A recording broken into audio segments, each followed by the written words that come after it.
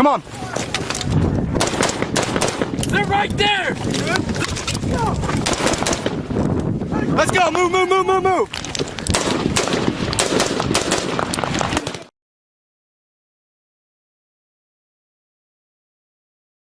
This episode of Choices Not Chances podcast is sponsored by Louisiana Gun Shop, located on Highway 90 West in Broussard, Louisiana, just south of Lafayette. For more information, stay tuned at the end of this episode. This is Choices Not Chances podcast with Ryan and Matt. I'm your co-host, Matthew Charette. Sit next to me is Ryan Rogers. Ryan. All right, guys, welcome back to the show. I appreciate you guys coming out.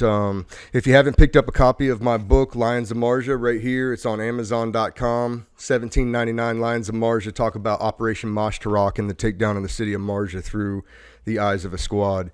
Tonight we have a very distinguished guest in the sphere of my friends. His name is Chris Jones. He and I have not formally met face to face, and tonight's actually the first time we're talking through interview process like this, but our communication has been mostly through email. However, when you have friends as I have them, you're told stories about amazing people. You told stories about amazing people both in the military and out. I was told of Chris Jones by a former guest of the show, Johnny Glenn. His stories of the young JTAC being everything to the team that he was assigned captivated me. From the comedic relief to gunning down bad guys, Chris Jones was said to be the guy to have in the process. The more stories Johnny would tell me, the more interesting I thought of the idea of meeting Chris and sitting down with him, from funny stories all the way through not so funny stories, but times where you need a good friend. Now, after linking up a few months, we've been coordinating and finally sit down a little while and share some of the conversations with the viewers. So thanks, Chris, for coming out. But before we get after it, here's a couple of quotes from Johnny Glenn, Johnny motherfucking Glenn, as he likes to call himself. When I talked to him about you just recently when working up a monologue, he said, quote, "If I had to go to war tomorrow, I'm making Chris Jones be my JTAC." And, quote, "Chris was the most positive guy in any room with a head full of dark hair. You know, a good-looking guy. And he had an infectious smile. You'll see that on the podcast. He was a smooth operator both in the sky and on the ground. Chris is a force multiplier." So, Chris, with that, welcome to the show. Thank you for coming out. And, we've been talking it back and forth, looking at getting together and finally getting to sit down and hash it out for a little while. Nice to meet you. Yeah, you too, Ryan. Thanks for having me on the show, man. It's awesome. I've watched some of the shows and I'm like, this is awesome. This is perfect. Like, I think you guys have really found a niche for what we're looking for, and like trying to bridge the gap between the military civilian life and trying to tell that story. I think it's something that needs to be told, and I think a lot of the guys in the community feel that it needs to be told too. So I appreciate what you're doing. Yeah, man, appreciate you saying that. And this isn't some grand plan that I thought up on my own. There's guys out there doing this. You have Jocko doing it for his community, Andy Stump doing it his community, Team Never Quit. You've got Marcus Luttrell and his guys, and Dakota and Kyle Carpenter and their guys. And the bottom line is that in the military, in SF, or in the regular infantry alike, at least in the Marine Corps, you're looking at, like a microcosm of some of the best people on the planet, some of the people with the most honor, the most courage, the most steadfast dedication, and some of the most selfless people. And the bottom line is that 4 or 5 guys are not going to be able to tell the amount of knowledge and stories and wisdom that these guys have, guys like that you've served with in the ODA teams, guys that I've served with in the regular infantry. There's tons of knowledge base out there, and for our current hitters, you never know when it's going to come. And so to have that knowledge base poured onto you electronically now at your fingertips, there's not enough of us, to tell every story that needs to be told. So that's kind of the basis of it. And if we can help veterans in the transition and recovery process along the way, and inform decisions both politically and apolitically, then that's what we're looking to do. Yeah, completely agree. That's awesome, man. So questions I generally start out with are early life. I'd like to kind of get into your head a little bit of where you came from. As I said offline, I'm starting to work a book up right now for next year to release, and it's a lot of my leadership failures and lessons learned along the ways, and in it I try to understand where leaders are built, where they come from, and where that process starts. So I'd like to ask, where you came from. Were there both parents in the household? Did you have siblings? Was there religion? And we'll kind of pick away at those ones and spawn conversation from there. Yeah.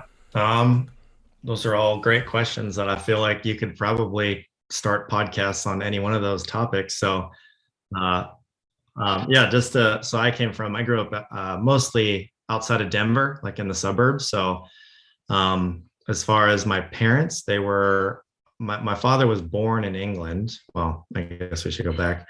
My grandfather served in World War II. He was over in England. He's kind of like he was kind of a jack of all trades, but he ended up cooking for B-52 pilots and kind of managing the facility there.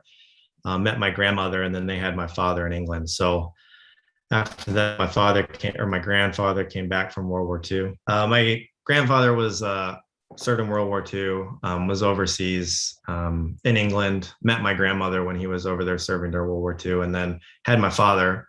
And then when my grandfather was done when he was done serving World War II, came back, and then my grandmother came and my father came as well. So my father is more or less kind of American. He's English American. My grandfather's like a little bit of Indian in him, but so kind of like a traditional kind of American upbringing. And then what's different is that my mother is full Filipino. And she found out that she was my grandmother was a citizen of the United States. She didn't find that out until she was 21. So the whole family came over. And then my mother actually joined the Army in the 70s. And then my father served in the Army as a chief warrant officer for 24 years. So they met in the Army, both stationed in Germany. And then, so they kind of made a life for our family, and that was in Denver. And then I had one sibling, a sister. She was 2 years younger. So my father had been married before when he was in the military. They got divorced and then met my mother. So I think when you ask that question, like we're both parents present in the household, I think that they were both present, and I think my dad was almost fully present, if that makes sense, like more present, because I think he was trying to create a life that he I think maybe he had some things that he felt didn't line up in his previous marriage, and was trying to make sure that those things lined up for him this time. So so I think he was just trying to be a good father and set that good role model. I played every sport imaginable. So, I mean, I was the kid that when the lights went out or when the lights came on at night, like my mom came out looking for me, so I played soccer competitively throughout high school. But I played in middle school in the younger ages. I played baseball, basketball. The whole garage was littered with sports equipment. And it was just something that I always found solace in, it was something that I cherished. I loved the sport. I loved gaming. I loved that competitive nature. So that was something that I think kind of crafted who I was, or my personality, and how I approach life and approach teamwork. I don't think anything gets done individually, I think it takes a team effort. So yeah. A team guy saying that. It makes sense. Hey, I harp on it all the time on the podcast, and in my new book, I have a section dedicated strictly to coaches and the impact that coaches have on young people as they go, and to young parents out there that a coachable kid is a teachable kid, and a teachable kid becomes a teachable and a coachable and an impressionable adult, and they can work in a team environment. And so it's something that I find very important when raising kids, when raising leaders, is that you introduce them to different types of leadership styles, different people, and ultimately at the earliest possible age, getting them to a place where they can compete with people, with peers, and you learn to follow and you learn to lead that way. So, and most of the leaders in my life that have been impressionable on me, I find that they were heavily inundated with sports and competition from very early ages. So, Yeah. and that's It's funny you say that because my father-in-law actually is he went to the academy and the Air Force Academy, and then he mandated that all of his children had to play sports in high school. So they had to do something. And he kind of accredits that like teamwork, that group effort, everything to like you have to create this thing that's more than yourself to work towards to reach like your full potential. Like we can always let ourselves down, but it's so hard to let other people down. Like it just kind of pushes you a little bit more. So Absolutely. The doing something for a team, and you struck on it right there. Something I love is that what I didn't realize brought me peace was doing something bigger than myself, dedicating and sacrificing for something sometimes that I get nothing out of, but it's helping somebody else, and then the blessings just hit you, in waves. Yeah. And I love that. So, all right. So picking up from there, you play competitive soccer in high school. And what was your catalyst to service? That's another thing that I like to ask. What was the catalyst for you even to come in? And what was the earliest memory you have of, really wanting to do what you did? Yeah, so my grandfather served, my grandmother served, my father served, my mother served. So for me, military service it wasn't something, I guess, that was like the next thing. For me, it was like, it was just a thing. Like I kind of I always just thought that it was something I needed to do, something that was like kind of just bred in there. I mean, my dad's whole personality is crafted around being a chief warrant officer, like it's everything. It's his identity for doing that for 24 years, so for me, it was just something that was, yeah. I mean, I was in high school. I was a junior in high school when 9/11 happened, and I'm just watching the TV, and like you just know, like I just knew, it's like this is it. So I thought that I wanted to go to college for a year, or go to college and get a degree, and so I tried to do that for a year, and then I just realized that I didn't know what I was doing. I was just kind of going to school just to go to school. I didn't really have that purpose, and then I just kind of turned around. I was like, there's this war going on, like it's important. It's something going on. Like at the time, I thought that it would be a year or two, like I think we all thought that. Yeah. So I there was kind of this pace, like, okay, I need to turn around and hurry and get in, like I got to do it now if I'm going to do it. Otherwise, I'm going to kind of miss this chance. So went and talked to the recruiter, and I went to the Army recruiter, and I was looking at the X-ray program, and then went back and talked to my dad, and he was like, no, you should join the Air Force. And I was like, I don't know what the Air Force does. So I just went and talked to him. The recruiter's like, you can come in if you want. I don't care. Like I have all the numbers I need, so, yeah. But he shows me combat control, and they had like guaranteed if you make it through, you go to dive school, you go to Halo school. And I was like, you're going to pay me to skydive and scuba dive and like go to all these awesome schools and like have an opportunity to work with SF or work with SEALs, work with MARSOC, like that sounds like a good gig, so so I signed up, and I mean I made it. So it was about 2.5 years of training, and finally got to team and got to do that. So but I mean I always say like, I had a call to service, but I look back and I'm like, I didn't know what I was doing, like I saw these stories. I had friends that had gone through the X-ray program, and they were telling me what they were doing. I was like, that sounds awesome. Like a young, reckless kid looking for adventure. Like school just wasn't answering that at 18 years old, so, so probably, I mean, I look back and I'm like, it's probably one of the best decisions I ever made outside of my wife and kids, obviously. But, it's, I get it. My feelings are mutual. I owe a debt to the mentors, and then to my service to the Marine Corps, setting me up for, to have fundamental building blocks to be a successful human being, first of all.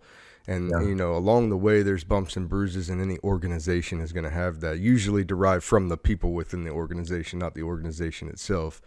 But I love the Marine Corps. I love the armed services for what they do, what they provide. You said a minute ago that you've told people, or you've mentioned having a call to service, and that's kind of my story. The 9/11 really solidified my call to service, and it was like something in my gut, like that there wasn't another option. That was just going to be the way. and a lot of people relate to that. But like yourself, Matt Charette, the co-host is of the show here. He's got like 25 family members in different various positions in their career through the Marine Corps and different, service branches all the way back. Like if you ask him to list it off, you need to have like a drink and a snack ready because he's gonna list a lot of names. But yeah, some of it's family driven, some of it's calling driven.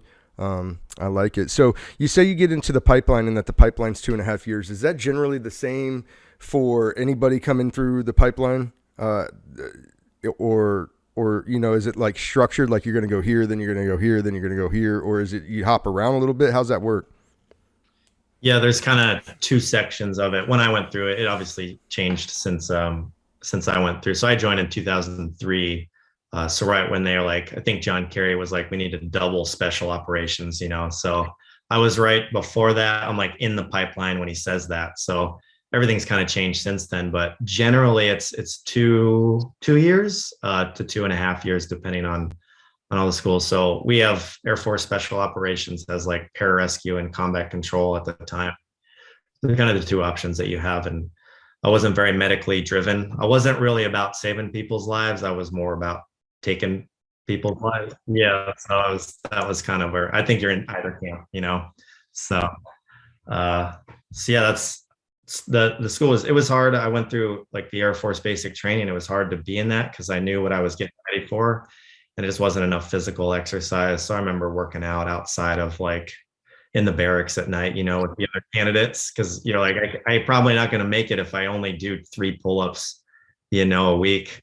Yeah, and I got to show up to that. So that was basic training was hard in that you're getting like pulled away from your family and all that, but I think everyone was kind of waiting to go to start the pipeline. But yeah, so then it turns in after you leave basic, you go to you show up to this assessment and you're doing pull-ups, push-ups, sit-ups, like hundreds, and you got to run and you got to swim, and it's like, I haven't been in a pool for 2 months and you want me to show up and swim 500 meters at a certain time. And so they've changed a lot of that stuff around. So now they have like in basic training, they have guys and gals that are going through that pipeline and they get to go to a special basic training that prepares them for a specific course, which is cool. And I think useful. Cool.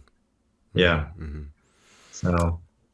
So what all do you do? I mean, I see it's a litany of different certifications and different courses that you're going through, everything from airborne to SEER, underwater egress, combat control week, communications, demolition, small unit tactics, land nav. This is all of this land, airfield seizure. This is all through the pipeline schooling.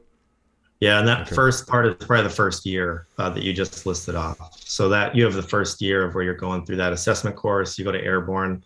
The one thing that's in there that should be in there is air traffic control school. So you more or less become a certified air traffic controller, and you can go get your rating after that. So that's a 3-month pipeline. Survival school, and then the underwater egress, and then you go to what's kind of it's a pinnacle school. It's a year in, but you get your beret once you graduate from this school, and that's a combat control school, and it's where the Hell Week is. It's where your large land nav portion is. You're doing full mission profiles with like airfield seizures, airfield surveys, all that stuff. So awesome. Yeah. All awesome stuff. And so in August of 2005, you arrive at your initial duty station and you train up for deployment. What was your initial duty station? Yes, I went to Pope Air Force Base in North Carolina. It's attached to Fort Bragg. Okay. Yeah, over there with SF. There are a lot of SF at Fort Bragg, right? Yeah, you have their whole Q courses there. So you have the whole training pipeline there, and theirs is about 2 years long. So you have all those trainees that are going through that. And then you also have third group and then 7th group are both stationed there. So they both have different regions, but they're both at the same co-located. I think 7th group actually moved recently, but so. I have to ask Johnny. Wasn't Johnny part of 7th? Johnny's part of third group. Third, okay, he was third. Okay, yep. Gotcha. Yeah. Gotcha. And okay, so take it from there. How's the training for a workup going? At least for you guys. So the first year of training in the pipeline's good. Then the second year you do like a lot of, so you go to Halo school, you go to dive school. then you're doing like full mission profiles. So you're doing combat search and rescue. You're doing a bunch of like, you'll do direct action stuff. You're doing like full mission profiles for another 3 months. Then you get your first duty station. What you don't have yet is a JTAC rating. So you haven't gone to the JTAC course. So when we show up, I have 5 guys that came out of the pipeline with me, and we're at our new unit, and we get to our team, and I'm the lowest ranking because I'm the youngest. And they're like, a deployment's coming up, but it's not a JTAC deployment. So it's a airfield survey seizure, like kind of, you go all over the place and you're doing a bunch of airfield stuff, but you're not attached to an ODA or a SEAL team calling in CAS and that stuff. So it's a different mission set. So I was youngest. I said, yeah, I'll go. And so I think about 6 months of train up, and then I'm deploying with like a unilateral Air Force team. Mm-hmm. So we go to Afghanistan, and I got I think it's like a 5-man team, and we're kind of all over Afghanistan. We're doing a bunch of airfield surveys, not seizures, but like airfield maintenance stuff. That entails like, we go to bases and they want to open up a base there, and we go make sure that the airfield is good. It's pretty austere. It's kind of a little far off, so they need a little security detail. So we kind of do that, but it ended up being cool. We shifted to Africa. So like the task force guys were doing a lot of stuff in Somalia. So Ethiopia was getting attacked by some warlords out of Somalia. So they pretty much pushed them back with their military, and we were helping them out by hitting targets, like key targets. So we helped the task force to go look for airfields in Somalia that they could pull all the aircraft down so they could launch missions out of there, so they were closer. Gotcha. So at night, yeah, we could kind of be a little bit closer, be on target a little bit faster. We could run missions more efficiently. So it kind of shifted to Africa, and then my deployment was kind of split between those two. Gotcha. So that's good experience though, and I'm sure served you well in the future of knowing the things that you learn on that on those airfields and on those assessment teams. And you know, it's not like some guys get dropped right in the fire in their first deployment, and you know, I'm not saying that they don't perform well. Guys always perform, it seems like. But if I had a choice of whether to, you know, get a soft deployment to kind of get my wits about me, get my legs about me, I would choose that every time. So. Yeah, it can be overwhelming, you know, like you show up, new country, new team, new everything, and now you're expected to execute at a high level right off the bat. You know, like sometimes for us, it's hard because we get swapped in with a team that might already be 2-3 months in action, you know, and so they're climaxing and we're like just showing up and expected to perform, you know, because our deployment cycles are a little off. So no, we'll explain that. Why is that? Why are you just meeting them when you're dropping into them? Yeah, so the Air Force has just a different deployment cycle and how they pull people in. And so the Army, like in ODA's training, they're doing their training cycle, they're deploying, then they're coming back and doing professional readiness or whatever they need, all in the same cycle. Mm-hmm. We're not training with ODAs all year. We train unilaterally by ourselves. So on the next deployment, we might bring 40 guys, and we're all getting pretty much farmed out to the teams that need us the most. So usually the teams that have the most action. So yeah. I remember out west, they had a bunch of Marine teams that were getting hit a ton. And so they ended up shifting a bunch of us from ODAs over to your guys, to the Marines out west. So just kind of like depending on kind of who needs JTACs or combat controllers. So Check. The difference is that we're like, you guys might be there for 2 months, and then our rotation, our unit is coming in and the next unit is coming out. And our rotations are maybe 5 to 6 months. And some of the Army rotations were like 6 months, 9 months, sometimes 12 months, you know? So yeah, we don't follow the same system. We don't have the same resources, stuff like that. So we kind of funnel it in and out as we see fit. So now, is there, have you experienced like, growing pains or any kind of like parochial attitudes in the services?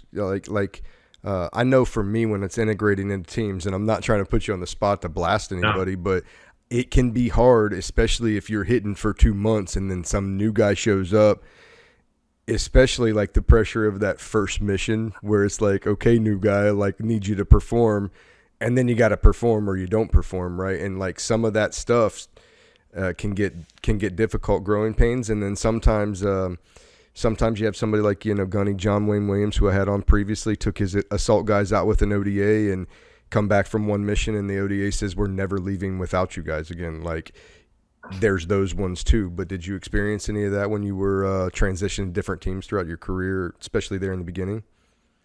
Yeah, it's hard. I mean, these guys are operating at a high level. There's a lot of personalities, and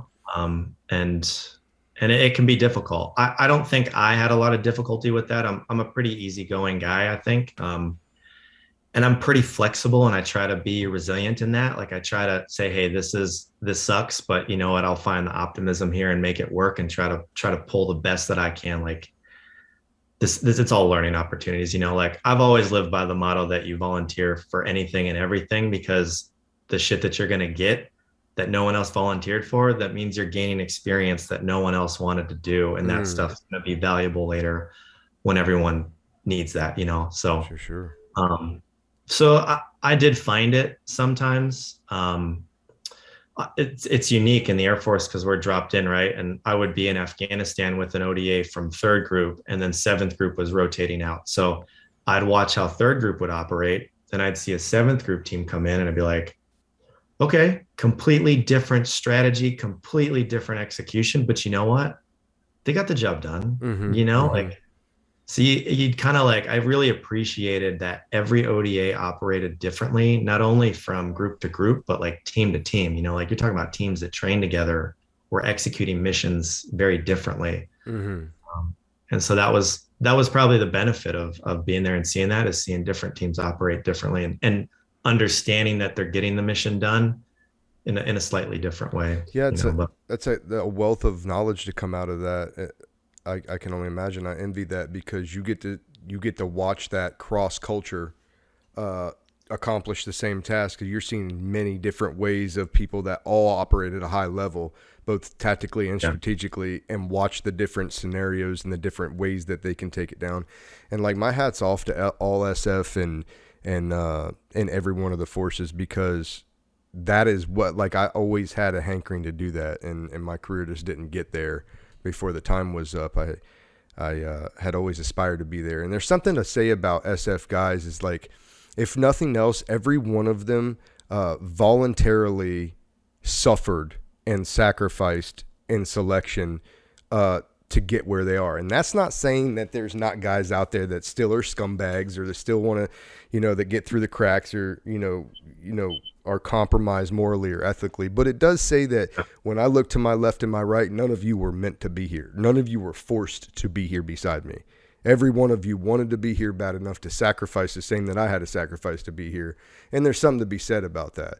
And there's also something to be said about when these guys train at a high level and actually work at a high level the way they do always, and they stay together. They keep those teams together for long periods of time. And I understand that's not, always feasible in the regular infantry and things of that nature. But if we could figure out how to make that a feasible thing in the regular infantry, we would have more lethal regular infantry components, in my opinion.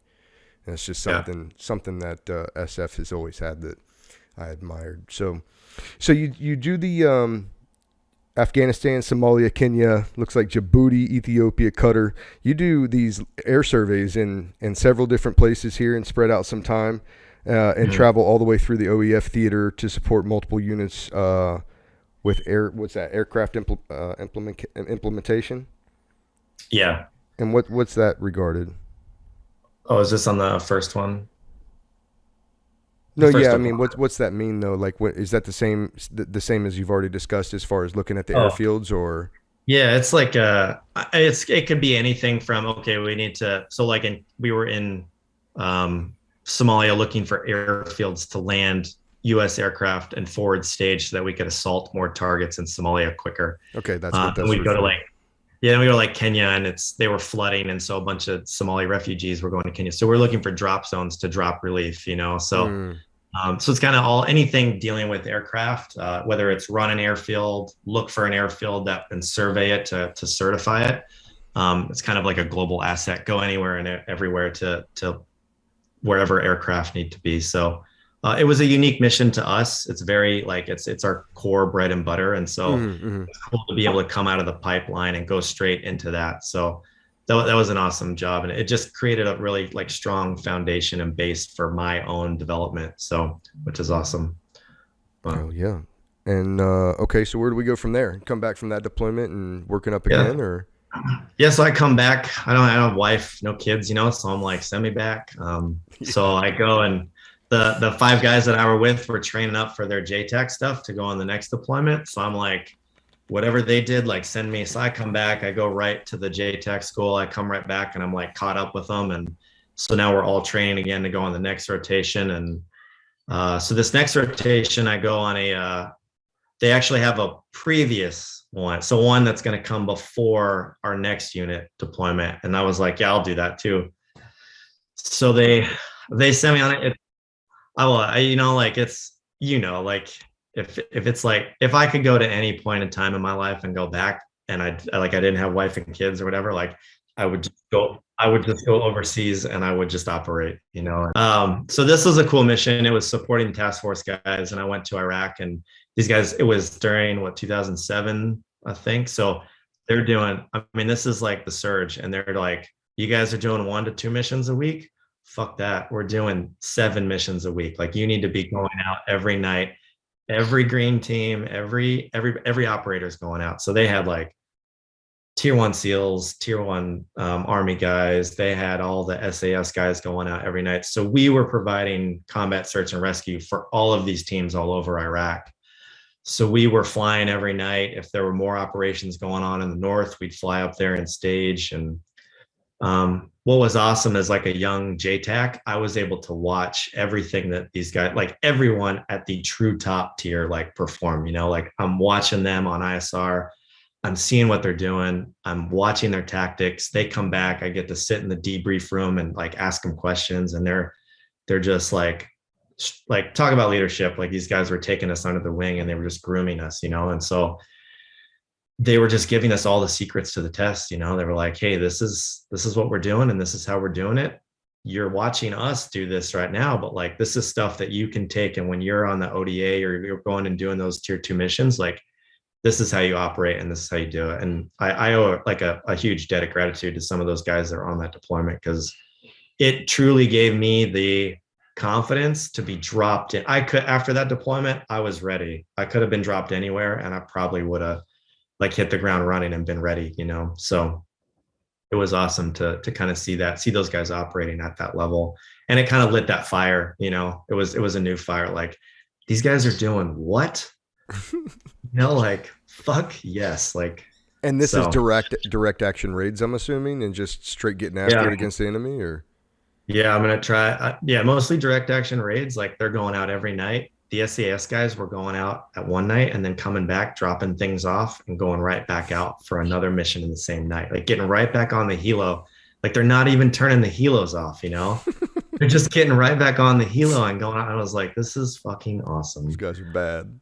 Yeah, they're bad motherfuckers. And some of the missions are awesome. Like, I had never seen a vehicle interdiction before, and to watch the coordination of all the air assets, everything that's going on there was like, it just raised the level, and when you see that, like, I'm sure it's like when you're playing basketball in college and you see these NBA players and you get into that team room and you see what they're doing and what they're studying, you're like, there's a whole nother level to this. Mm-hmm. You don't even play another game, but your level is already raised, Mm-hmm. Like, you already know that the expectations for what you're capable of are at something you never thought possible. And so you just immediately like up the level. And I noticed a change in myself, like I started going and crunching radio, like frequencies and figuring out matrices. And I was trying to figure out my kit better and started getting into weapons more, and like just started like raising everything around me to be a better operator, because I wanted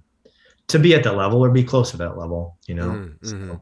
Now, when you say to watch a vehicle interdiction, walk me through that, because the way you said it, you were blown away, or maybe just taken aback by what all is involved in that, and like paint the picture for the audience. Yeah, so I think a nighttime raid is awesome, and I had done a couple, not at that point, but I would later do some in my own deployments. But watching that was like, okay, very planned. Here's the target. Here's the contingencies. We'll sit through the normal brief. And it was awesome to see that stuff executed. And I won't say I got tired of it, but it was like we had a template and the template was working, and whatever tactics were working at the time was awesome. And you kind of controlled it more, like we controlled the nighttime more, but the daytime mission is riskier.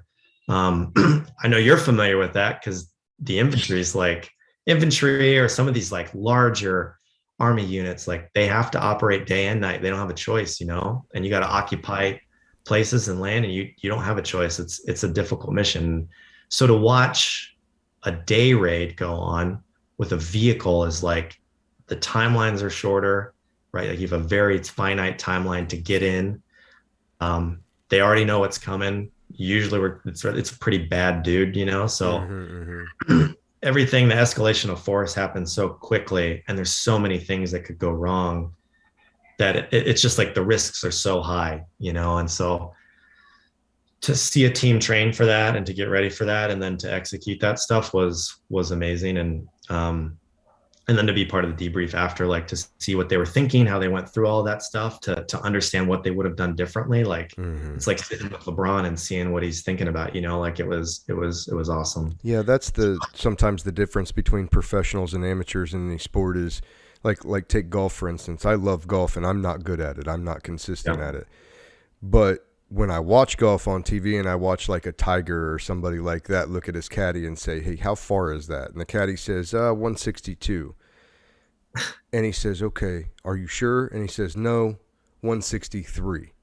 And that level of knowledge on your swing and on your mechanics and everything, that's the level that these guys are at, these tier 1 assets. Like they're at that level. And then when you, like what you're saying, it's a different ball field. And then when you get into that level and you get into those minds, like your analogy of what, like wondering what LeBron would say after games, perfect analogy. These guys are coming in because they're playing chess, and then they're going to debrief that chess game as soon as they're done and say, so tomorrow when we play chess again, we need to change this a bit.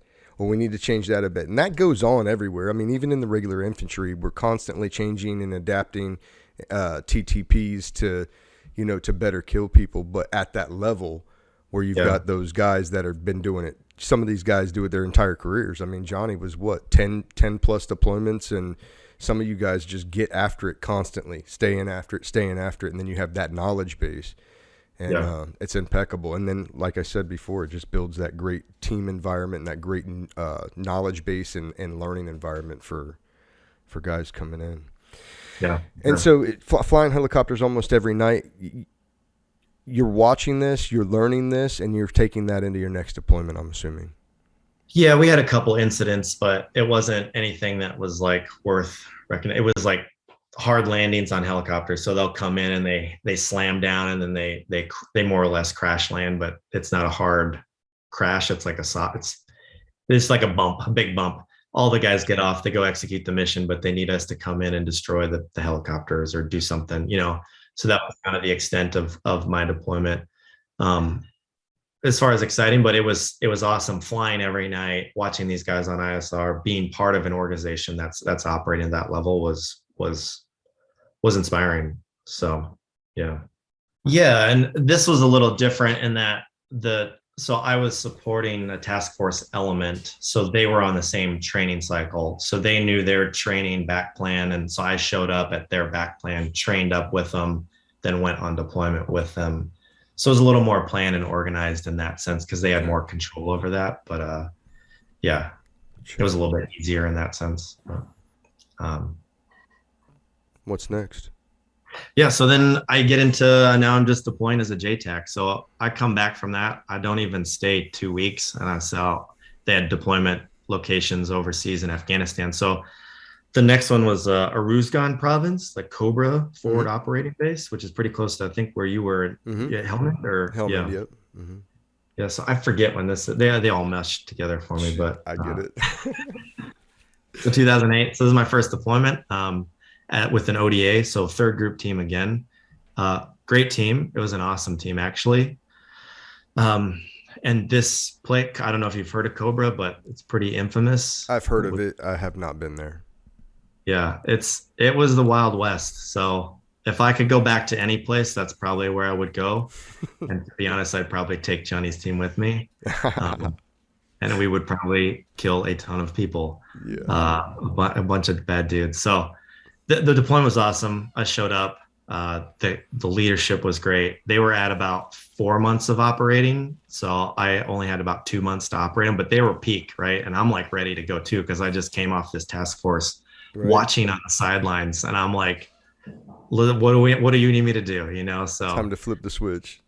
Yeah. So I get there, I'm ready, and we show up, and they're going on another mission. It's probably about a week long. And this is the first kind of combat mission, real combat offensive mission that we're doing. So it's about a day to get to this village, the village south of it. So past that village, we think it's probably a large training camp of like Taliban fighters mixed with some Al-Qaeda guys. So we take a day, we get to the village. We probably have to clear 10 or 15 IEDs on the road heading out there. So local police, local army, Afghan armies with us, and they're walking the roads with metal detectors, pulling out IEDs while we're traveling. So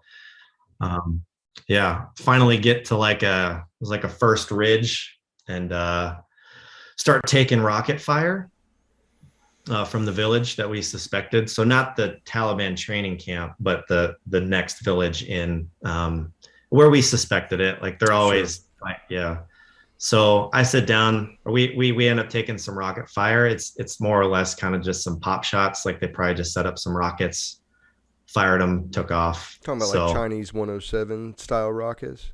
I think so, yeah. And maybe some stuff they just laid down on some rocks, and just fired it in the general area. And so we sit down and we plot. Like they're like the commander had been there for several times now, and so he's like, this is the homes they fight from. And I was like, shit, that's exactly where the rockets came from. Like this is where the ISR was picking up some stuff. He's like, this is the other house that they usually fight from. And so the SSGT bird is picking up stuff from there. And so I'm like, okay, this seems like you guys already have all the pieces for me, So we take some more fire, and we end up dropping some rockets into the house.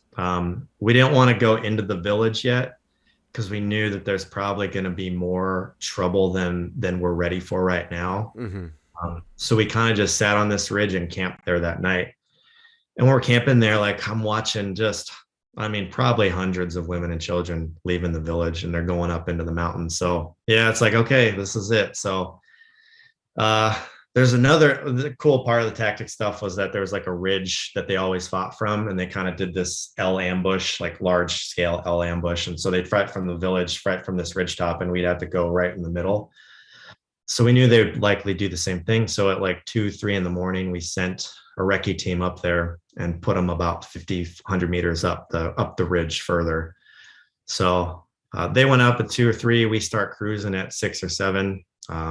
One of the trucks hits a double stacked anti-tank Russian mine. Guys get blown out of the top. Guys are blowing out the doors, but they're relatively unscathed. So ODA guys, but they're kind of messed up, but they're fine. But like they don't need a medevac bird right now. They're kind of stable and everything. So we're already starting to take some fire. We're pushing the convoy forward. So these IEDs were in the back. So it was almost as if they were trying to force us into the funnel. So that stuff had been set off, and then we were pushing like the majority of the convoy was already forward. So they were kind of trying to force us into this funnel. And then they had more ambushes set up there. Yeah, so we had about 2 ODAs with us. So we're going to do 2 maneuvering elements. So four trucks in my ODA, and then probably 4 trucks in the other ODA. Sure. One was going to go down the wadi on the other side, and we were going to take the main road into the village. I think 12 guys on each ODA. So probably 12 here, 12 there. And then maybe 15 to 20 either Afghan National Police or Afghan National Army guys. Mm-hmm, mm-hmm. So we try to keep it as local as possible, try to keep that local face on all the maneuvers that we're making. Sure. So we start maneuvering down into the village, and then we take fire, or actually the guys that were up there on the ridge, US guys, they start seeing these guys in the morning move up the ridge, Mm-hmm. and they sit down in the same spot with a dishka, and they just wait. And so we knew that they were up there. So I'm in the lead truck and we're driving down, and all of a sudden just fire opens up. Boom, boom. Yeah. So we're just kind of more or less eating rounds in the first truck. I'm just sitting down because I know that they have a bead on them. So I'm like, okay, I'll just eat these for now, but we're also kind of taking fire from the village as well, but pretty small arms. Like, it was kind of well organized. They were definitely pacing it. So the leadership was awesome. They'd already been through this. So they're like, just hold it, keep going. Like, we're going to move. Chris, I'm starting to drop coordinates for where all these houses are that we're taking fire from. And I've called in CAS. So CAS is on its way, or close air support. So we have aircraft coming in. So I'm still kind of eating these rounds. I start to lose comms. So like, I have to get out of the truck, and I'm just kind of using the truck because we had the jammers on. So I'm like, what do you want to do? Like, you turn off the jammer to talk to the aircraft, or do you eat some IEDs? And, Yep. So we keep the jammers on. I try to just kind of maneuver out of the truck to get better comms, and the bird shows up. Once the bird shows up, it's a it's a B-1B Lancer bomber. So huge aircraft. They have a ton of bombs on there, and I passed them all the coordinates. And that's like, okay, those are pretty large buildings. Like, I want the largest munitions you got. And they're like, we got 4 2,000-pound bombs coming down. So yeah, that'll work. Yeah. So, I mean, it's like my first real time in combat, right? And I'm like, okay, well, let's just unload it, I can send it. So full send. Full send. So the bomber, like, it takes a while. So the bomber's like going around, and they're coming in, but they have these 2,000-pound bombs coming in, which is the largest bomb you can drop out of an aircraft. So, I mean, these are pretty large munitions. So bombers coming around, and then we coordinated and say, okay, can you guys go down and take out that Dishka now? So as the bomber's coming around, the guys walk down the chute. They're coming down the ridge. They just chuck a bunch of grenades in there and take care of those guys. They just dismounted their trucks and grenade volleyed in. No, so the recce team that we had sent up to the ridge to plot, they were just sitting and waiting, and then they waited for us to get all the coordinates for the bombs in the village. So as the bombs were like bombs away, we probably had like 2 or 3 minutes. They started walking down the ridge, threw some grenades in there, took out those guys. One guy took a through and through in the leg. But he was able to be carried down. He could walk down and got carried down for some of the steeper parts. Oh, yeah. So we took a pretty heavy volley of fire before that. We're taking rockets, small arms fire. That Dishka was tearing us up. But it got quiet for about 15, 20 minutes after we dropped the 4 bombs and then took out the Overwatch position. So then all the fire was kind of isolated into the village. And then it was like, I mean, we were at an elevated position. We didn't have anyone behind us, So like, I was just standing outside the truck calling in targets, It was like I was at the range almost, like just working it. And so they were shooting. They just hopped from building to building. There were trenches between each building. We only found this out afterwards, and we went down and did all the site exploitation. But I ended up Winchestering the B1. So Winchester means that they don't have any more munitions and they have to go. Yeah. Which is like my first deployment, dropping stuff, and the bomber is out of bombs. It's like, okay, what else do I do now? So check. It was cool. It was an awesome experience. Probably one of my most memorable experiences. So we ended up just moving through the village. This was probably like an 8-hour firefight. Kept going. It became like a game of maneuvering. They would maneuver. We would maneuver for better position. They would fall back. We would maneuver, and try to push them into the wadi. At the same time, we had the guys that got the through and through. We put them on a medevac bird behind us and got those guys out. So that was good, kind of coordinating all that. That was exciting. As a JTAC, like you hear stories of dropping bombs and doing gun runs, and the medevac birds coming in to evacuate. So it's like my first deployment. I get my first real combat experience, and I get to do all that. So it was truly fulfilling. Like I'm 3-4 years in now, and like I was like, this is awesome. Exactly like what I wanted it to be. Yeah, exactly. And I mean, fortunate enough, like I say combat's half skill, half luck, and fortunately no one lost their lives, like no one was killed, and that's always a plus. And I know that other guys have to deal with that, and it's hard to tell these stories. That's why like I have so much jovialness with it, is because I feel really proud about it, but I also know that I was pretty lucky, like we're talking inches, like that guy's his through and through is inches away from his femoral, like the guys that took helmet shot, like, so it's like, yeah, we're only inches away from tragedy. So, but yeah, but I mean, I think that's what is so impressionable in our minds about it, because it was a time you were that close away, and for whatever reason, your skill, your luck came together for you, and you were able to, escape without having anybody, mortally wounded. And it's awesome, man. I try to tell people too, like, I love my kids, I love my wife, joys of my life, but a close second really teeters with leading people in combat, especially when you had, good days like that. You have good days like that, bad days come, and that's part of the territory. But when you have good days like that, and everything you've done in your adult life to train for a focal point and a climax comes together, and then your team is able to navigate that circumstance the way you've trained, the way you're supposed to do it with honor, there's not too many things that touch that to me. So that's where it's at. We'll never be that cool again, Ryan. That's a fact. The cool days are over. That's right. Yeah. Hey, that's okay with me. I had my fun. I had my tragedy. I had my trauma, and built brotherhood with people that that right now is impossible to build in the current situation that we have. We're not at war every day. We're not doing kinetic deployments right now, all of us. So, and that's where it comes. I make mention of that in the book. You hear as a warrior growing up and practicing warrior ethos and reading about the people that come before you. You have that brotherhood is always brought up, the brotherhood of the warrior.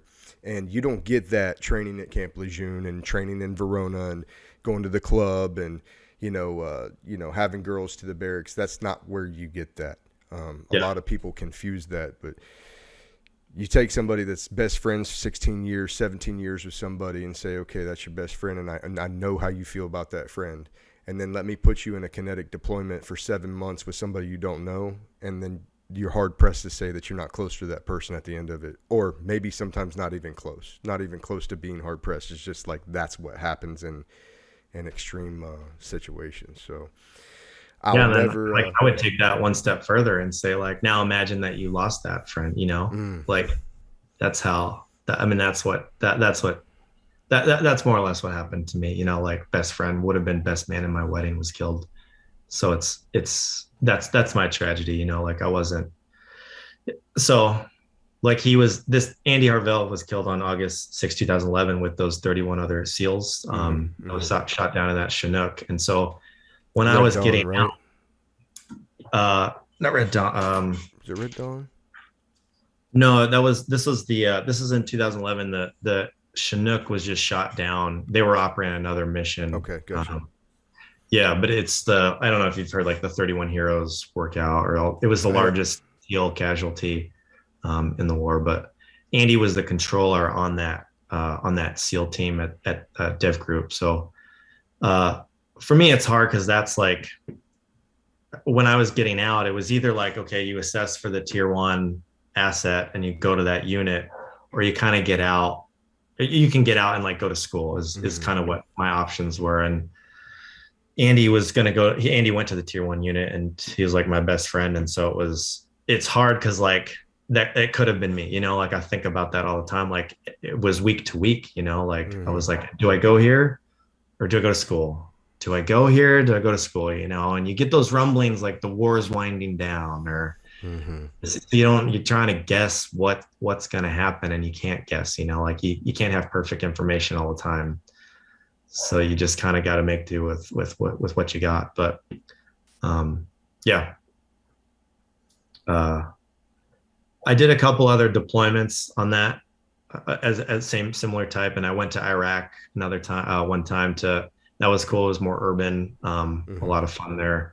different mission, like a lot more helicopters landing in front yards, assaulting, doing a lot of direct action stuff, which was awesome. Like Yeah, that's cool. a few times I really smiled in deployment, and it was one was on that after that firefight, we slept in the village, and I was just like cheek to cheek, just like fell asleep with this huge smile on my face, like like that sense of fulfillment on those good days, and that was awesome. And then the second time was in Iraq, and I was just on this helicopter about to land in this guy's front yard, and I just like. And I look over, and some of the ODA guys were a little scared. This is their first deployment, and this is their first like helicopter assault. And I look over, and I'm like giddy. Like I'm like, this is what we're here for, Like this shit is fucking awesome. And those are the two times. Like just operating at the level that I wanted to operate at, do all the skill, like apply every skill that I had trained for, and really kind of fulfill that. And that was truly fulfilling for me. So. It's another thing that comes with working, in tight-knit groups and small teams, either in the Army or, at squad level. Like, it's a contagious thing when you have a group of guys that are just meat eaters. Because you come in and it's either you're going to conform and you're going to become that, or you're probably not going to do well in that team. But most often, it turns into it's so much, like you said, they're operating at such a high level, you want to be on that level. So it's like, okay, I'm going to, whatever it is they're doing that I'm not doing, I'm changing because that's what I want to emulate. And that's you're like, where's your playbook? Like, what are you doing? Because I want to do that. And I want to, So you're telling me that if I do this, and this, I can be that? Yes, I want that. And I'll do that. Yep. Solid copy. Yeah. It says September, you leave active duty September 2009 and you enlist in the National Guard in Portland, Oregon. Are we past that or before that? No, so I did that Iraq deployment, and then I came back and I got out enlisted in the National Guard in Oregon. So check. And then 2012 you get married? Yeah. So I get out, and that was a big thing for me. Like, do I go to assess for this tier 1 unit? Because that's what everyone else was doing. And that's what I wanted, But I also kind of like wanted to, I was like, I need to get a degree. There was like this thing that told me that this like needed to be done, and I think that was just my like practical self telling me that, hey, you need this if you're gonna do whatever else you're gonna do after this. And so I don't know, I listened to that, and honestly it was 50-50. I was gonna say, were you torn on that, on leaving to? I was. I think it changed every week. For that last year, it changed every week. And had I not gone on all the deployments I had gone, honestly, I probably would have assessed and gone up to the tier 1 unit. I think I had a sense of fulfillment, like having those moments of, okay, you did everything you wanted to do was fulfilling. And if I hadn't had that feeling, I know guys that haven't, and you can tell like they're looking for it, and they want to make like they're searching for something inside of themselves that says, hey, this is what I'm capable of. Please put me in a position to show myself that I was capable of it. And that I know I can see that fire in people's eyes and some of these guys, and I know that they're looking for it, and they will like search the ends of the earth to find it, And I not just the military, but I see it in some civilian guys, like some of these guys that are pushing some of the recreation they do, like skydivers climbing these mountains, like they have that same fire. They're looking for this internal answer, Sometimes I don't know if they're going to find it, It's hard. I don't know either, but I would say this. I would say I would rather spend my life searching for that and never find it than to never search for that. You're exactly right. It's a spiritual thing, whether you're religious or not, it's a spiritual thing to try to find yourself. And like a lot of our generation got to meet themselves, in the ultimate arena. If you don't have that option, and you're after that, there's still tons of things you can do to find yourself, I guarantee you. But that's where a lot of us found ourselves at. Yeah, the extreme sports is crazy. My brother is into, my older brother, he's into like, I don't know how extreme it is, but pretty like way more extreme than I'm into for like leisurely riding of a mountain bike. But he hits like crazy trails that are specifically for, and I'm like, yeah, I'm not into it, but I get it. Like, I get after it, dude. I get it completely. But that's good. That's the way I feel about anything that I feel passionate about, and I would say that to the audience too, if you have something that you feel passionate about, you got to do it. You get one go around, and you're only getting older and more responsibilities. You get after it, whatever it is that brings it out of you. So now you're in the National Guard, and you're not single and responsibility free anymore. So you go to school, but you also are still in the National Guard, which means you can still deploy. So it says November 2012, you deployed to Afghanistan as a JTAC attached to ODA 3112 at a 3rd group. That's Johnny's team. Now, is that the first time you met Johnny? Yep, first time I met Johnny. So somehow I'm going to need some first impressions of you meeting Johnny, because I'm sure that it wasn't like a dull moment around him.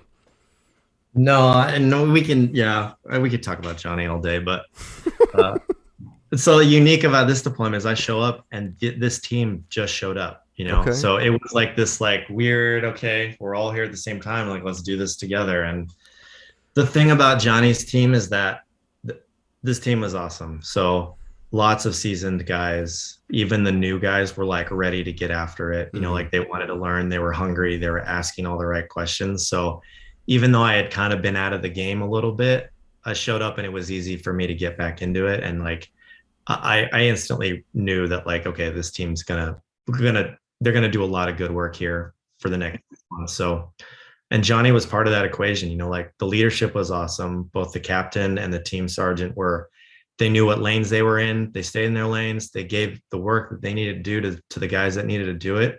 And everyone just seemed to kind of be on board, and everyone was super supportive. And honestly, it was one of the best teams I had that had the best chemistry out of any of these teams that I had deployed with. So I have seen different command elements that kind of influence at the team level, and that can be toxic. But sometimes teams can overcome that.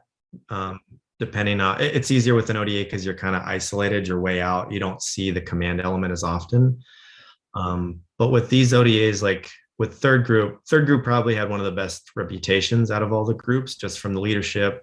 They were the first ones to deploy to Afghanistan. They were gaining a ton of experience early on. And so more or less your chances of getting on a good team with good chemistry and a good spot were fairly high with third group. And 7th group was there, and 10th group too. But first group and 5th group were kind of coming in there as well. And so you kind of took your chances. But with this team, the leadership was confident. So as a ODA commander, you don't come in through the X-ray program. You have to be an infantry commander first. So that was good. And I saw that leadership and carried in, you could tell in the confidence, the planning cycle, everything was methodical. It gave you a lot of confidence to go out and try new things because you knew that the leadership kind of knew what they were doing and they would rein it in.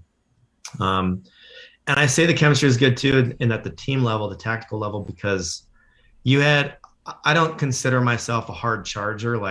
I'm not, when we start getting shot at, I'm not the guy grabbing the rifle and running towards the fire. That's not how I've been trained, right? My training is where's the fire coming from? Let's organize a fire's plan. Let's figure out how to isolate. Let's figure out how to do, it's much more, I kind of start going into the strategic level and start planning immediately. Mm-hmm. And the captain or the commander was similar to me too. And so we would get together and instantly start scheming. The chemistry that was balanced was that the team sergeant was really good at just trying to understand the whole tactical level and play that intermediary. And then Johnny and this other guy, Rusty, so Rusty, these two together you do not want these two together. And these two were together. So it's like the adventures of Tom and Huckleberry Finn, you're going where? You're doing what? You grabbed how many dudes? Okay. Let us know next time, Yeah. So it's kind of this hey, the cat. So we go through a bunch of missions. You shared that video of the cast with the A-10s and we're getting danger close. Yeah. And that's Rusty unloading and we just got shot at and he's just going to town on these. We're dropping artillery. I call in the A-10 and we're operating at a really high level. And there's Rusty and I are really connected. Johnny and I are connected. We understand workflows. we'd have this incident go down, we'd get troops in contact. And after that, Johnny'd be like, hey man, I think I should have put some smoke down or something so you could see that. And so after that, he'd come get my grenade launcher, and when he'd dismount, he'd come grab my grenade launcher and walk with that. And like, he'd start lobbing rounds out for me, you know, so I could see better. Yeah.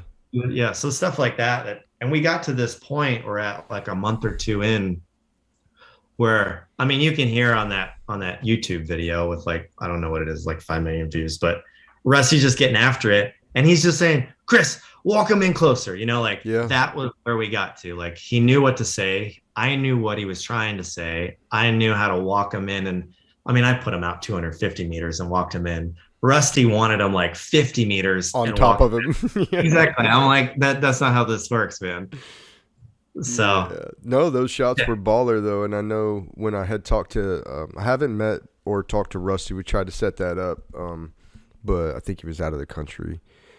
Regardless of whatever reason it was, that story and that video, like, you could definitely see the rounds walking closer and closer. And then Johnny said, man, I'm gonna tell you what, on the last run, we seen body parts flying. I'm like, oh God. All right. Well, that's where Rusty wanted it then. Cause he was, well, Rusty gets on, he's like, and usually he's yelling. He's like, closer, get him close, more. You're like, what do you say? What? Stop. Like, calm down. And then, like, once it was like 50 meters, he's like, okay, yeah, that's close enough. Yeah, you got him right there. Good. Don't come no closer. let me know if it's closer. So, I mean, we got good at like syncing up, and everything was great. And then by the third month, it was like troops in contact. I'm dismounting. I got my radio. I'm trying to coordinate, and Rusty is gone with Johnny, and they got like 5 guys. They're running. It became this game, like, who could get them first.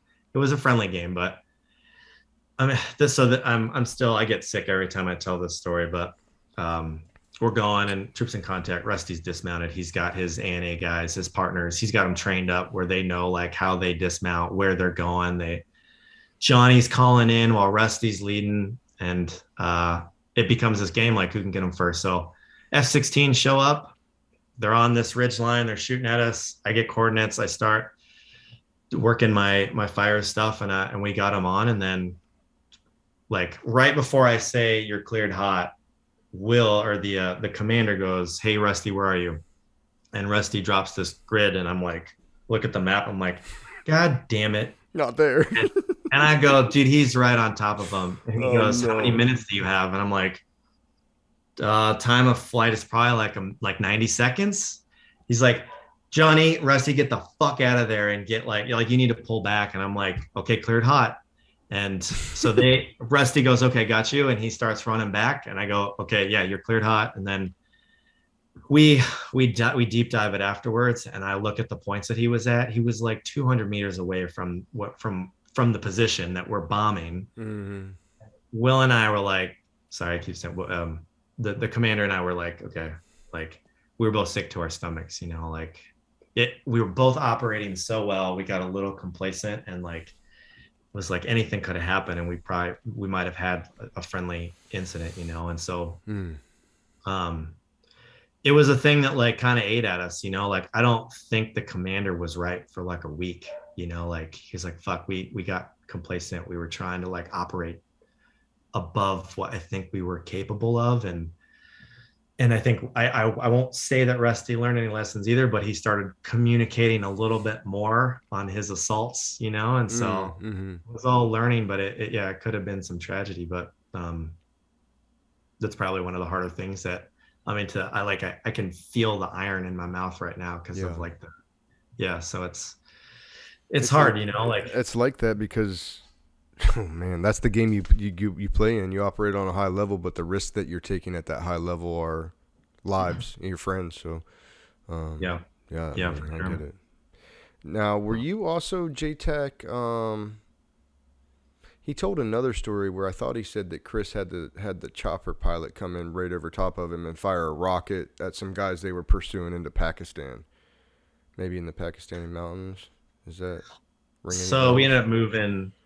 Yeah. Oh, that's the same deployment then. That might have been the next JTAC, but who came in and swapped me out. But we ended up moving bases. So they moved our base from Chimkani, and it was a little bit closer to Pakistan. But I don't think that was our mission. But we ended up going to another village, and there was just a ton of firefights and everything. Like they hadn't had a U.S. presence there. They had a French presence, and the French abandoned the base, and then we took it over.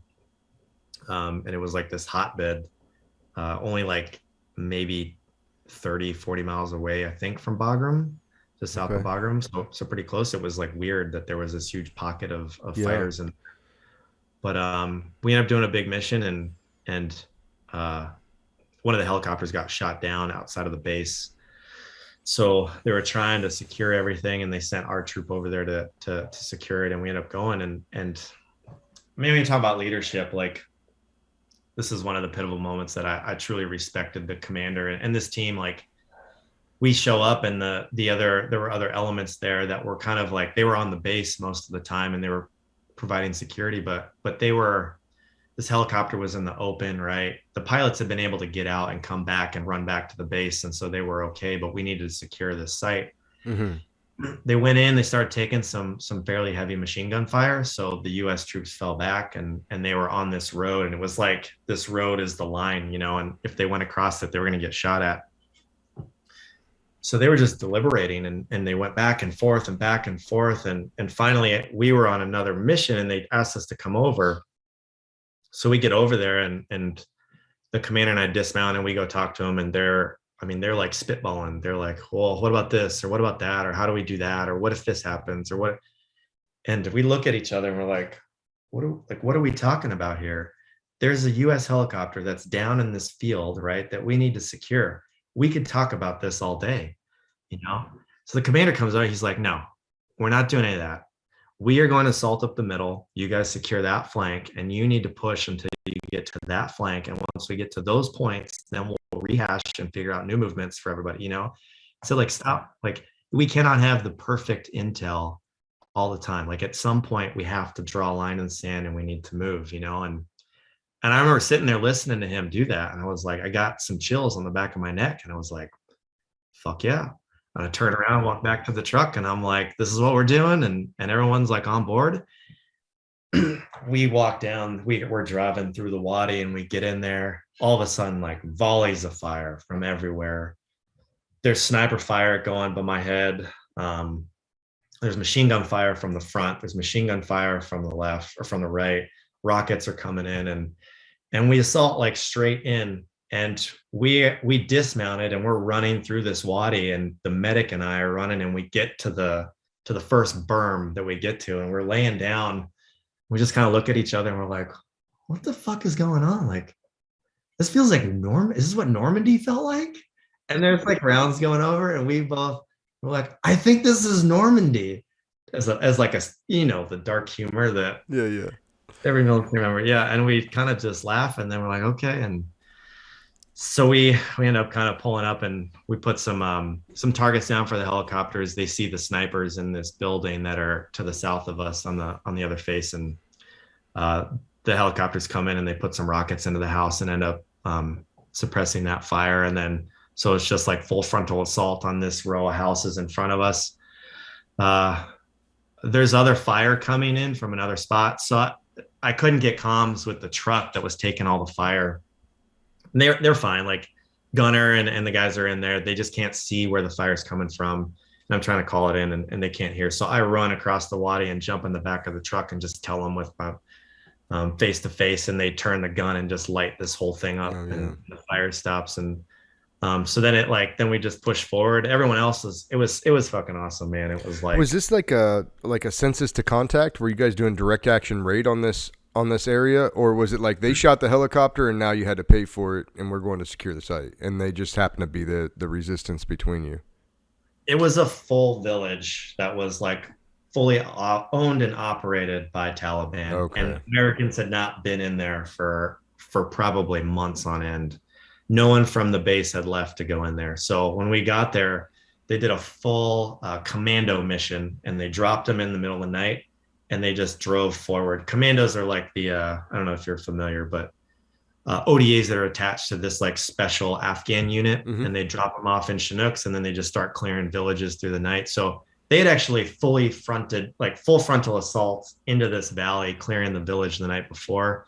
We were fighting all day. And then this helicopter got shot down at Kiowa.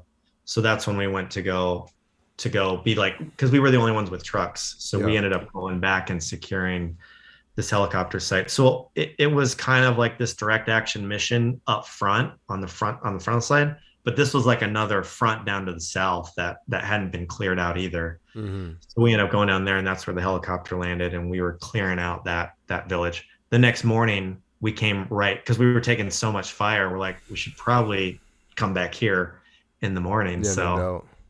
Secured the helicopter, and then they came in, picked the Chinook, picked it up.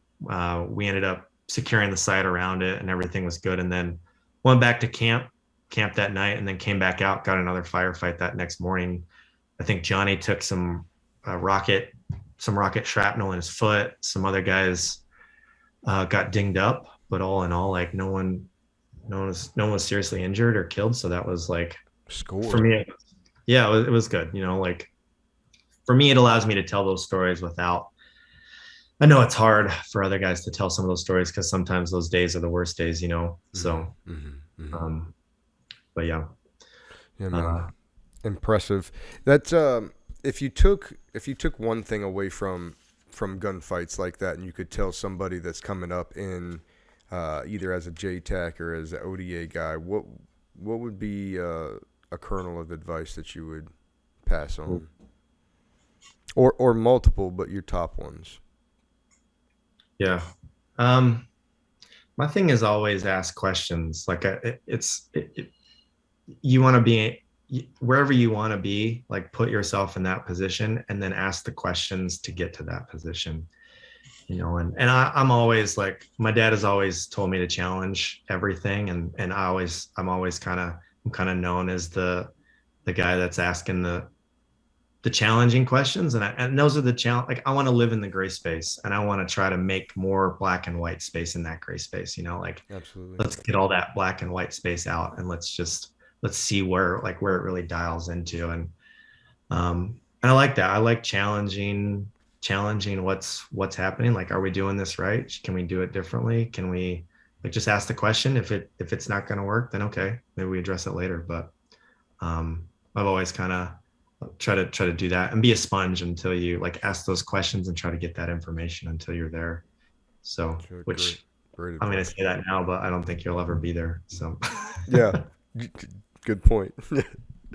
Okay, so let's move past that. Was that your last deployment? It was, yeah. Okay, so now we're going to move out. Now, if you don't mind hitting on a little bit of transition for me as you transitioned away from deploying.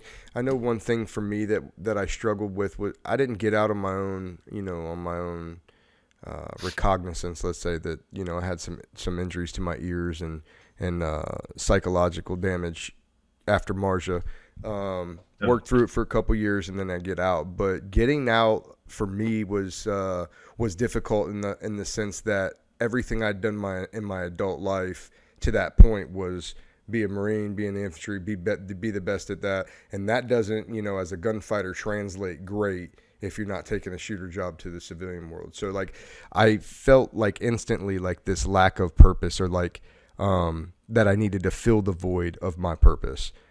So I went to school, and I know you had already went to school, but you go back to school, right? Yeah. So when I got in, I thought that I want to go to school. And when I was in, I was like, this is awesome. Overseas, learning geopolitics, understanding governments, understanding people. I love talking to people. I enjoy interacting with people, and being over there was really fulfilling, helping these villages, helping these people, trying to bring them things that I thought they needed, so that kind of lit a fire, and I thought I wanted to be a lawyer. I thought that's where I wanted to be. And I ended up, when we got back from that last deployment, I went to law school.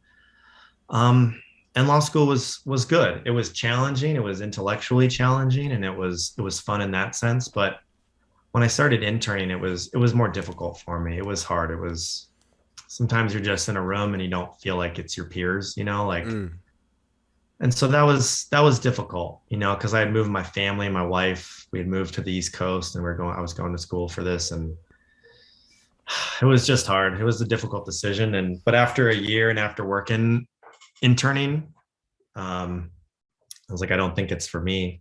to my wife. And so we made the decision like, okay, just finish law school out, see it out. We'll go back to Portland, and my wife can continue her career there, and I'll figure it out, you know?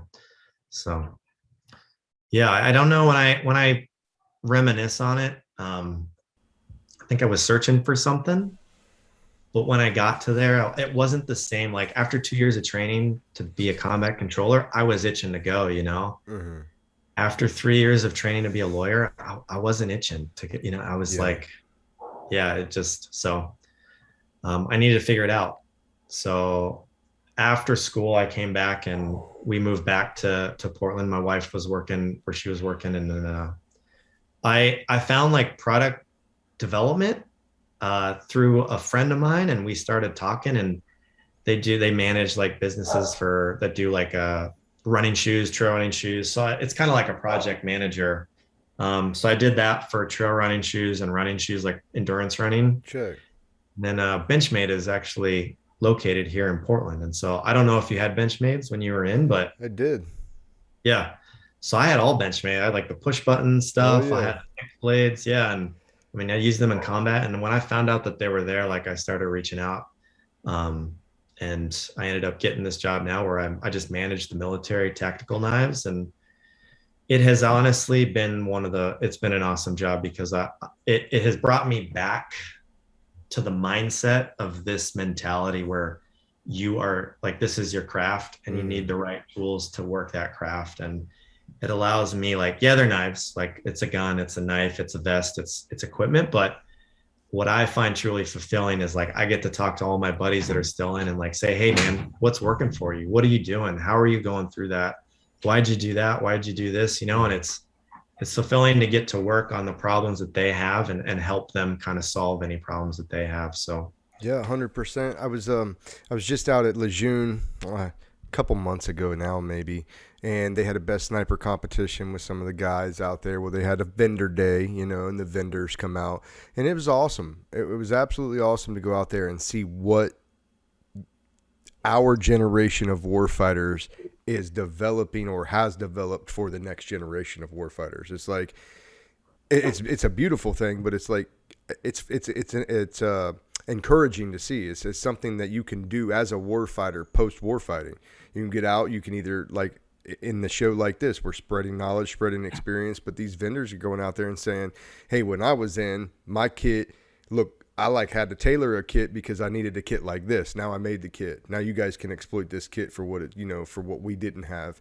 And yeah. I love that about them. Everything from new drop cords to the new weapons. And then, you know, a lot of stuff now is drone affiliated or oriented, because that's just kind of becoming the way. Right.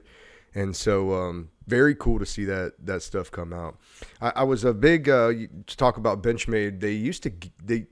I want to say they gave us knives before almost every deployment. Like there'd be a certain amount of knives that would go out to the line companies, and shoot, we loved getting new Benchmade stuff. They're the best. Yeah. They are the best. That's a fact. Or among the best. That's for sure.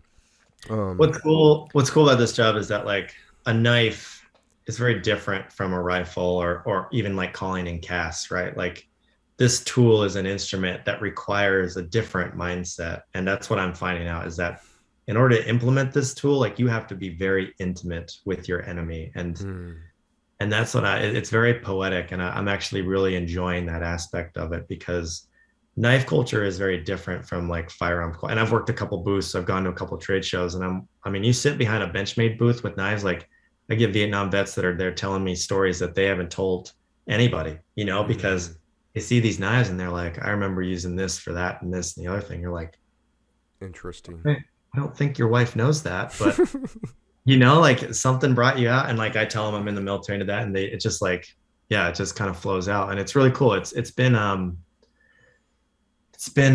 don't know what the right word is for, like, it's been soothing to kind of just talk through some of this stuff, especially for, like cathartic almost. Yeah, exactly. Cathartic. That's the perfect word. So, yeah. I find it to be the same. When I got out, just the culture of the Marine regular infantry, there's a lot of alcohol, right? That's what we do. We go in war, and, you know, I think the Naval Hospital puts out more babies per year than maybe anywhere else. And that's not a real fact, it's just how it feels. Oh, yeah. You know, especially when the op tempo was up, it was like you'd come home, everybody's having babies or getting their wives pregnant, and then boom, you're back over, and then boom, you're back. And, you know, there's the partying culture and the alcohol, you know, culture to the A personalities. And, yeah, when I got out, I didn't do the things I should have. And when I was in, I didn't do the things I should have. So now I look at that as a chance to come back and do the things I should have, because what I should have done is talk. I should have instantly came home and started talking, but that's not what any of us want to do when we get home. Yeah, man. And that's exactly what I tell like all my buddies that are, I mean, anyone that came in from 2001 to 2004, right? They're all about to get out. And when I see them now, I'm like, hey, you got a whole network of dudes that are out there, you know, like you got guys, like not everyone stays in for 20 years. You got half your network is out working the civilian world, you know, like reach out to them. Like I think LinkedIn is a very underutilized resource in that you click on that thing and it tells you every other JTAC, you know, that's in the country. And it's awesome seeing my feed filled with like their work stuff. And I'm like, that shit's awesome what they're doing. And Definitely. And it allows us to kind of all help each other out, you know, and it's a way that my wife worked at Nike and they all help each other. They all, like, one person goes to another company and they will vet that person out and say, yeah, bring them over. And for some reason, we don't do that. We do it to a certain extent, like veterans, especially the like special operations community. Somehow, like we all, I don't know, so someone else gets a little more successful and we get a little bitter, or is it kind of like this, like it's the personalities, you know? It's personalities, yeah. Yeah, and I'm like, we need to help each other, you know, like we need to create a network of dudes, and like just when I go somewhere and you need me to vet you out for that employer, like, yes, I will send that. I will vet you out all day if you did those things. Like, I know what it takes for what you did in that job. Like, I can speak to that, and I'm happy to speak to it, you know, to your character and your loyalty and the things that matter in the workplace nowadays. You know, they're kind of under relished, I think, or undervalued. I couldn't agree more. I love LinkedIn and I'm new to it.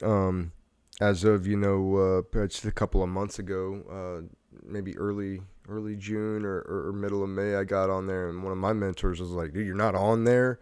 You need to get on there, like today, make a profile, call me back when it's done, kind of thing.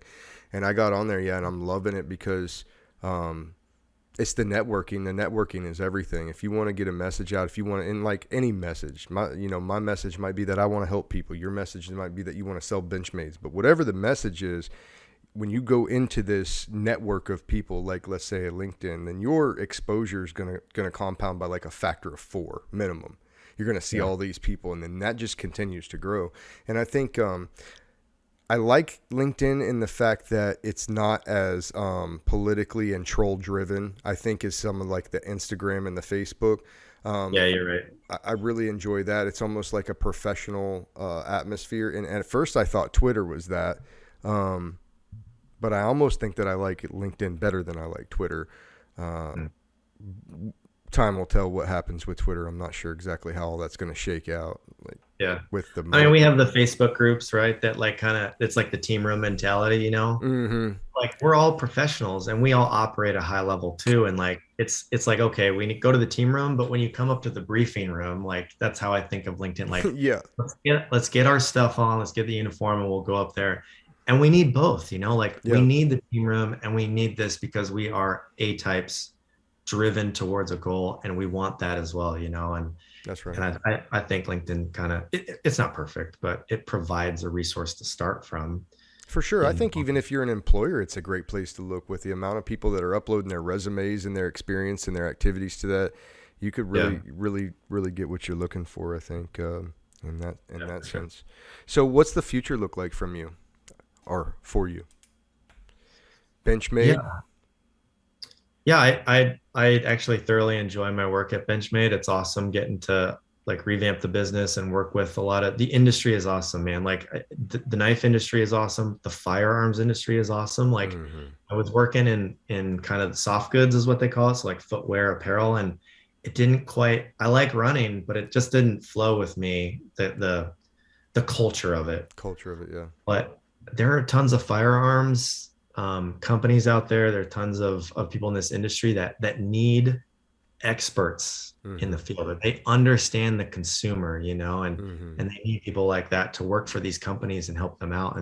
And those are the characteristics that they're looking for are people in the military. So yeah, people who used their products as experts. Yeah, and they know what they need. It. They actually know what's needed in the field, and past that, they know what veterans are doing now. They all know we work pretty hard, and we also play pretty hard. Right. So, yeah. Do you hunt much? I actually just started like 3 years ago hunting, and same thing. Like, I didn't like hiking. I didn't enjoy going outdoors because somehow the military just ruins anything that's remotely fun. Yeah. By all the mandatory fun they make you have with it. Yeah. But hunting is awesome, man. Like, being out there and it's a different way to interact with nature. And it is cathartic. And it's something that I'm like, wait, my tactics haven't left, and the guys I'm hunting with, they're like, I noticed you keep like turning your rifle and slinging it every time you're moving through stuff. And like, I like that. And you're like, oh, I didn't even know I was doing that, That was common knowledge to all. No. Okay. Roger.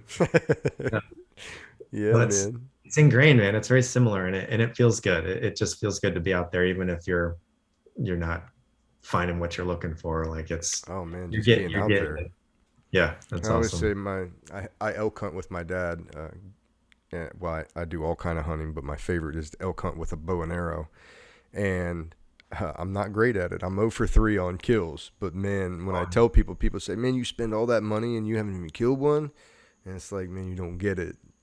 Yeah. Have you been at 11,000 feet? Like, have you went above tree level and heard elk bugle all night long and loons in the background? Like, that's why I go out there. This is not about the kill for me. It's about the experience, and the kill is just that cherry on top, but the experience of what little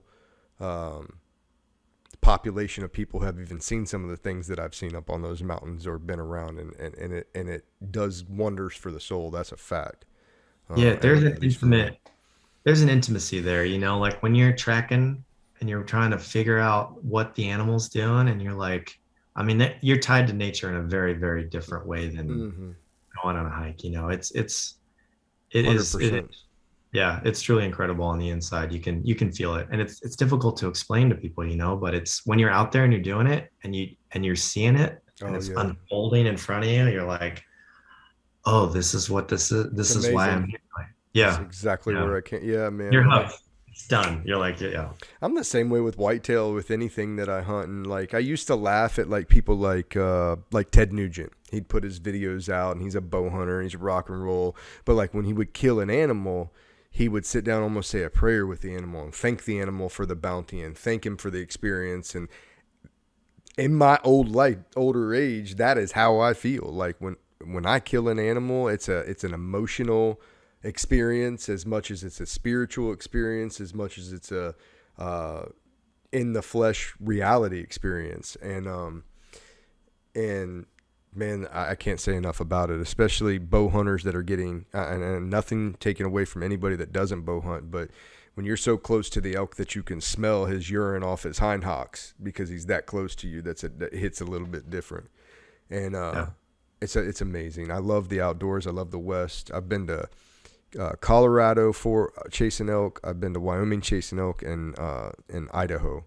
And so I look to continue to expand that out West trips for sure. I love it out there. It's beautiful country out there. Beautiful country for sure. Yeah. Awesome. Yeah. So, so you're a well-spoken guy. You got a lot of experiences. Have you ever thought about putting a book together of some of your experiences? Is that ever anything that fluttered through your mind? I'll be honest, I've thought about it. It's hard because I don't feel like I have an angle, and I have a lot of cool friends that have done a lot of cool shit, so I always measure myself, like when I'm standing in the room with those guys, can I hang? And it's like, man, some of the stories these guys have, I'm like, it's nothing, and so that's you being humble. That's you being humble. You've been in the ODA teams and banging with them and on the streets with them and dropping bombs for them. That's enough right there. And what I would say is to the Air Force guys, like that might be the angle because it's interesting to me. I've never met an Air Force JTAC. Not that I didn't know you existed. I've never been in a situation where I utilized one. We have our internal JTACs basically with the Marine Corps and I know you probably help Marines too. It sounded like MARSOC and stuff when needed, but I've never been seen, done, learned anything about that. And it's interesting.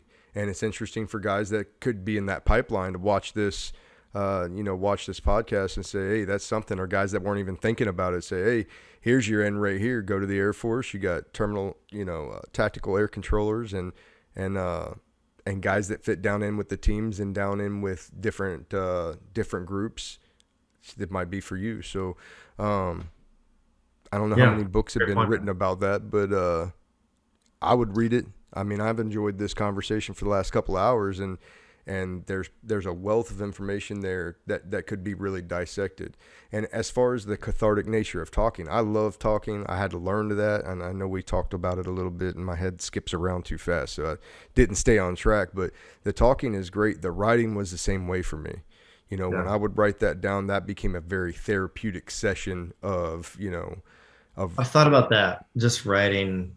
I've heard that writing like on a daily basis helps kind of flow and helps that cathartic nature and it gets better and better, but you have to force it and practice it. And I think I'm at a point in my life where I think I'm open to that. Is that what you're kind of? I think so. And I'm not telling anybody what to do. I just know for me to get up, like it's become part of my routine. I've built it in. Like I get up, get myself together. And once I'm together, I read for an hour and I try to write for an hour. Sometimes writing for an hour can be hard. Reading for an hour is easy for me, but I try to write 30, 45 minutes every single morning, get up and put it down. Like anything, doesn't matter what it is. Like right now I'm writing a book on leadership. So I'm either writing, researching, or doing a little bit of both at that time. And it does something. I don't know if it's dropping serotonin or what it's doing, but that creativity side of the mind. And when you're going into that, I think it definitely does something positive. And I definitely have become, for anybody out there that, is interested in speaking, becoming a better speaker when you are speaking, even if that's not your sole profession, but if you have to do, orders or briefs or things with your team, to write and to read are the biggest two things you could do. Read and soak up the knowledge. It makes you a better speaker, and writing makes you a better speaker. And that's something that I had to learn the hard way. I tried to just get out here and do everything. And I learned, hang on, you got to go to school and learn some stuff. And then you just have to practice all the time and take it in. So I love everything about it. We've been going a little while. If you don't have any crazier stories, we can cut it loose. And if you have more crazy stories, man, I'd love to just keep on going. And if it's not stories and this is just anything parting shots you have for the audience or advice? I mean, I'm trying to think of anything, especially like Johnny, because you said like we're connected through Johnny, and Rusty too. Like the whole team was awesome, and I obviously can't mention all those guys, but Johnny's story, like, no, we probably can't tell that one. But just ask Johnny. He'll probably tell it. Yeah, Johnny don't tell anything. You don't give a damn. Man, Johnny's a smooth operator, dude. He's a good dude, and I would definitely. He's on team Chris if we ever get deployed again. So.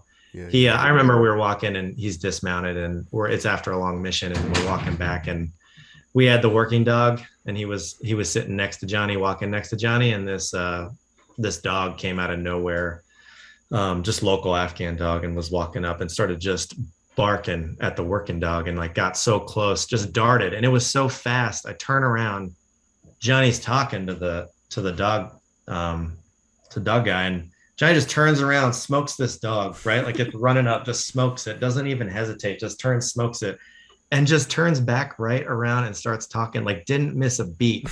Just like, I go, Johnny, you just smoked that dog. He's like, hey man, ain't no one gonna mess with our working dog, like he didn't even think about it. It just like not happening. He's like that in his whole life though. He is, man. He's always like, he's never on one thing, he's always on the next thing, like it cracks me up. Yeah.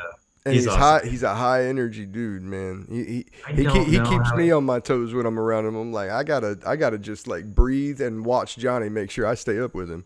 Yeah, if he was too much during the team meetings, we're like, Johnny, you need to go run like 10, 15 miles and then come back. You need to go calm it down. Yeah, and he would though. He just ran a 100-mile race in the Blue Ridge Mountains. He was telling me about. I'm like, oh my God, man, crazy. He's a good dude. Well, Chris, I appreciate the stories. I appreciate everything you've done, not just for Johnny and the teams over there, but for the country in general. I mean, you're a patriot. You're a hero in my book, man. And you get downrange with some of those situations can get extremely intense. If you were to speak to the current hitters right now, what would you tell them? We're moving into a time where call it peacetime, call it an in-between time, call it whatever you want to call it, but what would you tell them right now? Are they there or are they already hitters?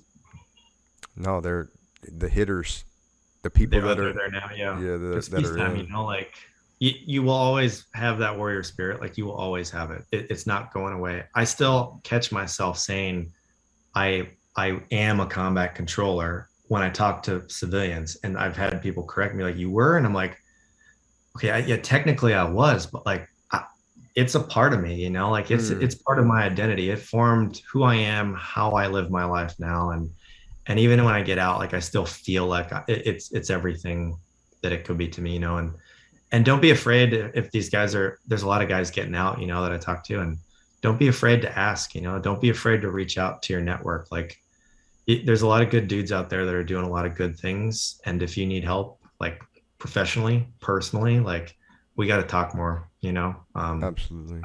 Yeah. And that's why I think what you're doing is very important. You know, like you might not be talking to every single person all the time, but just having that conversation and someone watches what you're watching, they might reach out and have that next conversation. It might snowball to the guy that needed it at the time that he needed it, you know? And yeah, that's the hope. Yeah. And so I appreciate what you're doing, man. And if there's anything else that like I can help or with anything, so just let me know. But I'm truly thankful for what you're doing, man. It's awesome. Man, I appreciate it, man. I appreciate you, Chris, and I appreciate guys like you. Guys that will come on and share the experience. And again, it's a selfless thing when you think about it. You're coming on and sharing experience. You're not getting anything out of this. I didn't pay you any money. We're having a conversation with each other with the hopes that somebody will see this and take something from it for the positive. Johnny said he got paid. Yeah, Johnny would tell you that. Johnny would say he got paid. He probably told you got paid tons of money. No. Yeah. He got paid with a hour-and-a-half trip here so he could turn and burn and get back to D.C. when he recorded last time. Yeah. No, I love him. I love it. I love the conversation. And like a lot of things, it's like a lot of people don't have conversations like this. Like you're hard-pressed to find outside a podcast people who even have their friends over and sit down without gadgets and without TVs and without radios and sit and talk about issues around a table. And that's what we need more of, that because when we talk about it, it's going to induce action. And when we induce action, we can actually change things for the better for each other. And back to the team mentality, anything's possible together. As an individual, there are things that are possible, and you can attain some things. You can attain some money, you can attain some assets, you can do that. But to truly affect change, you need people. You need to invest in each other and help each other. So, Chris Jones, I appreciate it, and we'll talk again soon. Thanks, Ryan. Well, that concludes this episode. Thanks for listening to Choices Not Chances podcast. Please share, like, and subscribe wherever you listen or watch our podcast. You can also follow us on social media at Choices Not Chances podcast. Thanks, and have a great day. Louisiana Gun Shop, your firearm headquarters, specializing in concealed carry guns, ammo, and training. You can get your Louisiana permit with us.